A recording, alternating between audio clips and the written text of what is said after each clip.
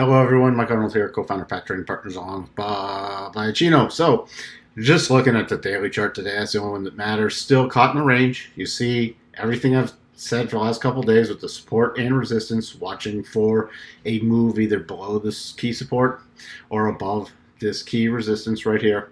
If we move below the key support, now the rotation zone is sitting about 1421, and if we do break below that, still the next key thing is about 1366. To the upside, that key resistance 1556. Traditionally, Fridays have not been a big mover for Tesla. Not expecting much to happen, but we will keep an eye on it. We'll do a weekly wrap-up tomorrow to see where the weekly rotation zone is and to note the key weekly levels.